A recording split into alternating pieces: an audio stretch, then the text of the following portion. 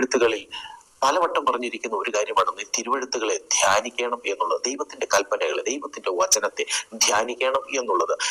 ധ്യാനിക്കണം എന്നുള്ളത് ഏറ്റവും പ്രത്യേകമായി പറഞ്ഞാൽ ആറ്റരികത്ത് നട്ടിരിക്കുന്നതും തക്കകാലത്ത് ഫലം കായ്ക്കുന്നതുമായ ഒരു വൃക്ഷം പോലെ ഒരു ദൈവവിശ്വാസി വളർന്നു വരുവാൻ അവൻ വചനത്തെ ധ്യാനിക്കണം എന്ന് തിരുവചനത്തിൽ എഴുതിയിരിക്കുന്നത്. ധ്യാനിക്കണം എന്നുള്ളതിന് എബ്രായ ഭാഷയിൽ ഉപയോഗിച്ചിരിക്കുന്ന പദം ഹഗ എന്നാണ്. ഹഗ എന്ന് പറഞ്ഞാൽ നാം എന്തിനെയെങ്കിലും സന്തോഷത്തോടെയോ ദേഷ്യത്തോടെയോ പിറുപിറുക്കുക എന്നാണ് വാസ്തവത്തിൽ അതിന്റെ അക്ഷരാർത്ഥത്തിലുള്ള അർത്ഥം എന്ന് പറയുന്നത്.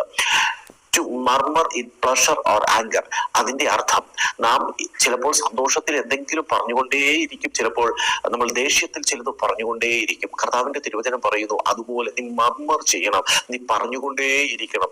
ദൈവവചനത്തെ ധ്യാനിക്കുക എന്നാൽ ദൈവത്തിന്റെ വചനം നിന്റെ നാവ് കൊണ്ട് അധരം ചലിപ്പിച്ച് ഉച്ചരിച്ചു കൊണ്ടേയിരിക്കണം എപ്പോൾ വരെ ആ ദൈവവചനത്തിനകത്ത് ജീവൻ എന്റെയും നിങ്ങളുടെയും സാഹചര്യത്തിൽ വെളിപ്പെടുന്നിടം വരെ. അതിനെയാണ് തിരുവചനം ധ്യാനിക്കുക എന്ന വാക്കുകൊണ്ട് ഉദ്ദേശിക്കുന്നത്. പറഞ്ഞുകൊണ്ടേയിരിക്കുക. ഹഗ.